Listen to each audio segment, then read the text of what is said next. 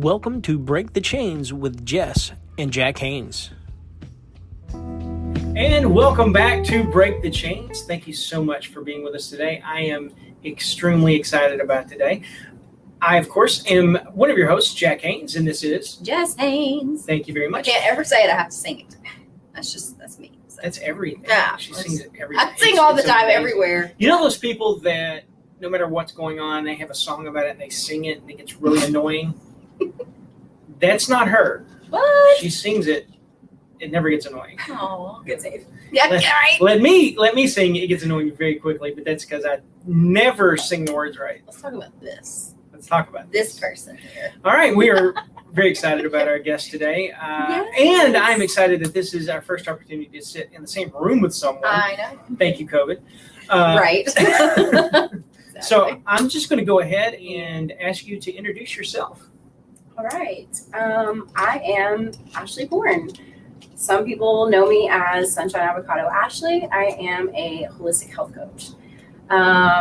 So a lot of people think that that's all just food, and a large part of it is. But what I really do is help people kind of see how trauma and certain experiences play a role into the lifestyle choices that we make every day and how that affects our health. Yes. And how we can use healthy choices and lifestyle to heal from that trauma and those experiences that have put us where we are. So, that's me. Yay! We're so glad you're here. I'm so I'm glad like to be so here. happy. So if someone wants to, and I'm going to ask you this question again at the end, but if somebody wants to contact you, how would they do that? Yeah, so Facebook, Sunshine Avocado Ashlee Health Coaching. On Instagram, just Sunshine Avocado Ashlee. And you can find my booking page through either of those. And I would be so excited to meet some of you guys and extend my knowledge in your direction. Perfect. Somebody just picked up a pen to write your name down. Can you spell your name? Yes. So Ashlee is ASHLEE, two E's. Bourne, BORN, and Sunshine Avocado Ashlee. I think you guys can spell that, but I will just remind everybody that avocado is AVO. Yeah. Because everybody wants to say AVA, and then they're like, I can't find you. I do that So too. just to clarify, Ashlee with two E's and avocado with O right there in the middle. Excellent. Thank you so much. I love it. And so I'm kind of curious, what got you interested in what you do? I guess really my own healing journey and seeing that, yeah, it's hard. Yes. Yeah, there's a lot that goes into it, but we have all of those tools inside of us. And it's up to us to tap into that desire to use those tools. Yeah. I mean, really, so many people think that we are a product of what happens to us, but I'm such a believer that we are a product of how we react to the things that happen to us. Yeah. So having the experiences that I've had, I've experienced abuse, I've experienced addiction, and I was able to get myself out of those situations because I chose to. And I think that's such an important part. We all have things that we have been a victim to. Oh, no. But we've talked so many times about you choose if you're a victim or a survivor, and that choice is the most important choice that you'll make your entire life. And from that choice, everything else stems from. So whether you choose to be a victim and continue to live that way, or you choose to be a survivor, and that plays into every reaction to everything. And I talk to Jess sometimes about not necessarily faking it till you make it, but like believing. If you believe that you are a victim, that's how the people in your life will respond to you. For sure. If you act like you're a survivor and you got something amazing to give to the world, they're gonna ask you where you got that. That's right. Yes, I love that. I want to bounce something off of you because there's a particular belief that I have cultivated. And I'm probably missing the opportunity to give somebody credit for it because I'm sure it's not original because my thoughts tend to not be. It's piecemeal things that I pick up. But the idea of it's not what happens to you, it's the belief you have about it that matters. And when I hear you say choosing to be the victim, I have often heard people say, but you don't understand this, that, or the other. Yeah. And my response to that, kindly, not to push them, but kindly try to help them to understand that it's the fact that that happened to you isn't the issue. It's what you believed about it. Exactly. Yeah. And I wanted to get your opinion on that. Am I on the right track thinking that way? Yeah, Yeah. I think definitely. I mean, I think that kind of like reflects off what I'm saying, and it's so important because there are always going to be those people. Well, but my story is just awful. Yeah. All of our stories are awful in their own way, and it's what you believe about it, because the experiences that we have, that's how we understand life. Everybody sees life through the lens of their own experiences and their own beliefs. And again, if you believe that you're a victim, people react that way. Yeah. So I think it's so important to not just choose, but to believe it. Oh, yeah. Because we can choose something, but if we're just choosing it, Yeah. but we're not like wholeheartedly in it, like, Yeah. are we actually choosing it? So, good point. She said.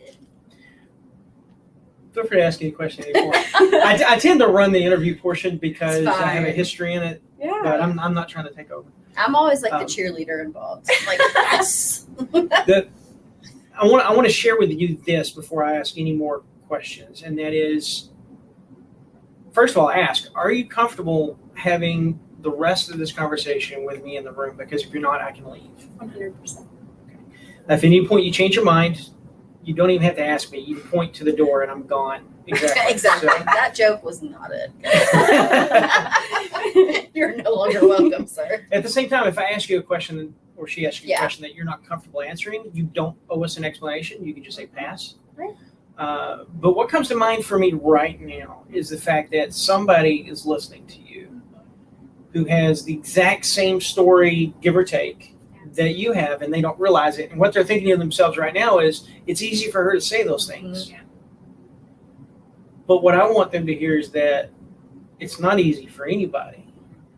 And so I'm going to ask the question, and again, you can pass if you need to, but can you share some of your story of what you experienced so that we know that you know what you're talking about? Of course. So we're here to break the chains, right? Yes, we are. And a lot of times those chains that we're talking about are about abuse, Mhm. and I have some of that in my story. But the kind of angle I wanted to take today was that abuse doesn't just come from nowhere, right? Like, I mean, there are evil people in this world, Yes. but I feel like 9 times out of 10, most people are doing the best they can with the knowledge, experiences, and understanding that they have in that moment. So, like we said, right? Like, it's your experiences. That's the lens that you see and understand through, Right. and the way that you believe based on those experiences. I have had abusive partners in the past, but to be 100% honest, I don't put any blame on them. I don't put any blame on me either. I believe that at that time in my life and their life, we were all doing the best that we could with the understanding that we had at that time. And for me, I'm a little over a year sober. I've had my fair share of times with alcohol, and that plays a large part in my abuse story. I feel like the partner that I was with, he experienced a lot of childhood trauma. Oh, yeah. And we were best friends in high school. And so we were just partying together, like normal teenagers. Right. And then we lost a lot of people either in high school or right after to drug abuse. Friends choosing drugs and alcohol over their well-being. So while we are in this time in our life when we're falling in love and we're drunker than skunks, Yes. and we're losing our friends, they're dropping like flies, and then grief takes place. Yeah. And From there, our drinking and our fun partying goes to coping and addiction. And we use alcohol for a crutch. And during that, getting addicted to alcohol, there was a lot of frustration and anger towards each other. Yep. And I can't put all the blame on him. I fought back. Right. We both participated. And we're both in completely different places in life right now. I'm sitting here having this conversation, and he's been in and out of the hospital all year with pancreatitis for alcohol. And we've been apart 4.5 years now. Yeah. So it's interesting. I think it's such a powerful example of how you choose to react. That's very, very true. Yeah. So for me, like, the chain is kind of like abuse when you're a child leads to trauma, leads to addiction. And that addiction, so many people think addiction is just drugs and alcohol. That could be unsafe sex with too many people. It could be staring at a screen all day. Oh, yeah. It could be the way that you interact with the people in your life being completely false. People get addicted to so many things. It could be shopping. It could be things that are completely accepted. Food in today's world. Food is such a big one. For sure. Yep. And we've talked about how your relationship with food has changed as you've healed. Yep.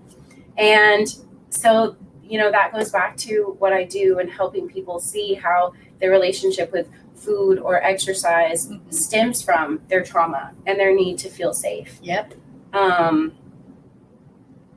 So yeah. But I've had those experiences, and so for me, the chain is kind of abuse, trauma, addiction, whatever addiction that is. Any addiction at all, yes, large or small, comes from the need to control things, to cope with things. Sure. Addiction is a coping mechanism. And I think when we realize that we are using these things to keep ourselves comfortable, you can't go back from that realization. Never, ever, ever. So, he continued to choose alcohol over me when I got to the point where I realized that alcohol was playing such a role in our abuse. And I was like, okay, I still want to be together. Yeah. We've had our ups and downs, but I believe a large part of it is due to alcohol. And so, we can change this. Right. Alcohol had its claws in too deep, and he wasn't ready to cut those ties, and he continued to choose alcohol and other substances over me, and it made him abusive because it made him lie to me, it made him stay out late, it made him spend our rent money on drugs and alcohol. It made him hateful towards me because I was like, why are you not here? Why am I going through this alone? Right. Perfectly normal questions. Right. And he's like, what are you talking about? I'm fine. Rah. Yeah. So the need to keep your secrets and your addiction will lead you to be a much more angry person. Certainly. So yeah, for me, I see that chain, and like I said, it's like childhood abuse, trauma, leads to addiction of whatever kind that is, leads to more abuse, leads to more trauma, leads to more addiction, and that's the chain. Yeah. And so when we broke up, that was great. I started seeing life in a whole different way, but I continued to drink. Yeah. And for me, when I quit drinking is when I started to see things a lot more clearly. I was able to heal from our relationship because I could see that we both played a part in that. Yes. And alcohol played a large part in that. And yeah, I think we can put blame on other people, and a lot of times there are evil people involved. But again, I think that so often we're all doing the best we can with the understanding that we have in that time. So true. And because we were together for 6 years, I know his childhood trauma in and out. I know both of his parents very well, and his dad is a drunk, and you know, it all ties in. It all ties in. Yeah, most certainly. So yeah. It's not fair to judge someone's story. Right. But I have to say, anybody who's not to the point where they can do what I'm about to brag about, don't take it as judgment against you. But I do find it a beautiful thing that you can not judge him while maintaining healthy boundaries. Yeah, thank you. And that to It's me, been a long time coming. that's healing. But you're here. Mhm. You did it. That's healing. Yeah. And I also want to thank you, Telling all of that. not just for telling your story, not just for being here to help them, but for what you've done for us. Yes. And Jess, I'm going to let you tell that story. She's incredible. I'm gonna cry. Me too. So maybe I shouldn't talk. We're gonna be going boo-hoo. Tissues over right there here. Oh, between that's you. right. So I found you through a mutual friend online. She probably doesn't even know that She she's probably our connecting. doesn't. But You need to tell we her. love you. Tell her, Yes, yeah. we We're love gonna you. give you a shout out. We'll let you know who you are. I just went blank your name, which is crazy. But yeah, she shared something you shared on Facebook, and I was like, avocado.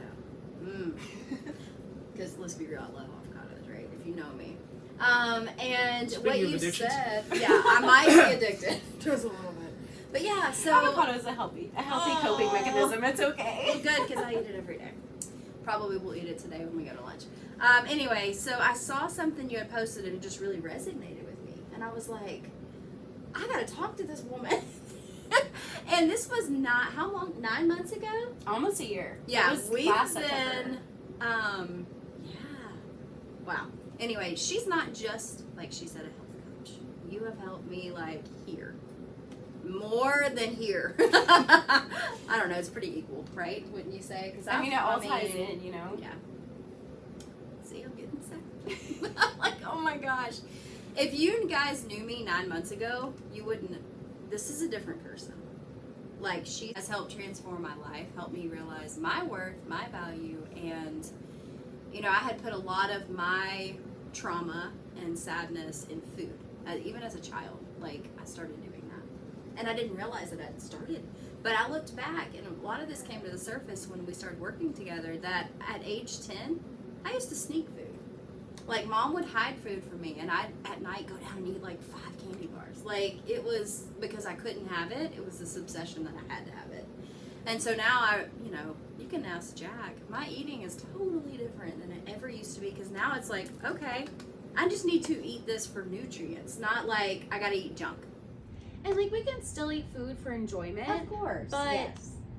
I think it's so important, whether it's food or, you know, a person that you're dating or your habits throughout the day. Yes. If you can, like, again, every single time you react, are you making a choice to be a victim or are you making a choice to be a survivor? That. And every single time, whether it's putting food in your mouth or am I going to wake up and take a shower and feel good about myself today, you get to ask yourself that question. Yeah. And so, you know, like a sub question to that would be, am I doing this to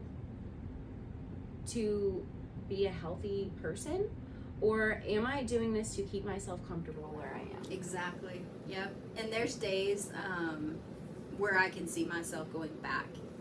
You know, if something is chaotic in my life, I'll start having nightmares about a hard time, or I'll run to like some kind of junky vegan food, and then I'm like, well, that didn't help.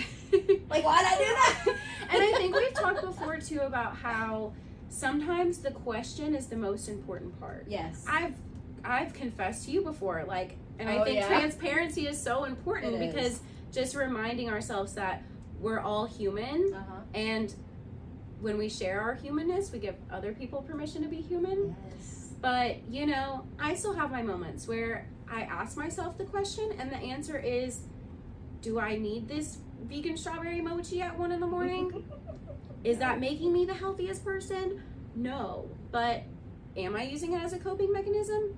Maybe, but I'm not going to eat the whole box. And There this you makes go. me feel good right now while I'm having a rough day. And I think sometimes it's not that the question always has to be that I'm doing it for my health, but if you have Right. the awareness to ask yourself the question, Mhm. and then just know how those things affect you, know how to keep things in moderation. See what I mean? She's so amazing. Like, she can turn anything. I could be a negative Nancy, and by the end of our conversation, I'm peppy again. Like, I don't know. She's a miracle worker, is what I say. Well, to be fair, you are married to me. Sometimes negative Nancy's just easy to fall into. I totally get it. Oh, you're not always grumpy pants, but sometimes. But I mean, that's human. We all have emotions, and we all have days where we're just not our best. Definitely.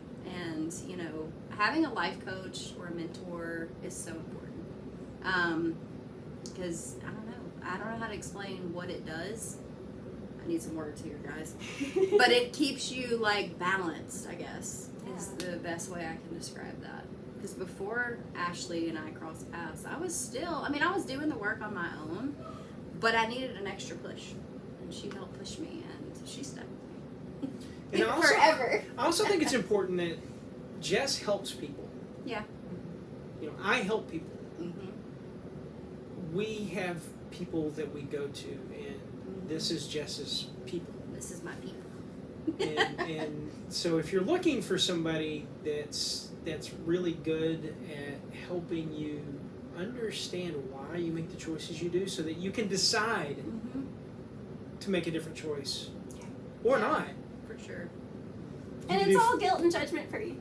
You can do that's far what worse was than, like. than work with. I mean, the first list I gave you was like, she went over it with me, and I was like, oh my god.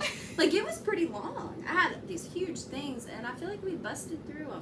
Define that was- define this list you're talking about. So Like when goals. like goals, yeah, goal list. I mean, there was a lot. I was like, I'm gonna lose this much weight. I'm gonna do this, and you know, I still haven't reached that weight. But you know what I have reached? Everything else I ever wanted to do. But you've lost 100 I've lost 100 pounds, guys. I mean, that's kind of important. It's kind of amazing. And I also just want to say, you know, we're all sitting here. We've, you know, over the course of you guys' podcast, people have heard your story. Now they've heard a little bit of my story. And I think it's so important that people that are sitting in the coaching seat, Yes. like I said, share their humanness. Because a lot of people will see something like this and go, oh, I don't know if I want them to coach me. Like, they've been through a lot. Right. But like, the point is that we've all been through a lot. And if people aren't necessarily willing to share that story, they might not be healed from it yet. Yeah. And that's kind of like more of a red flag in my opinion. Yes. I think that we all have things that we need to heal from.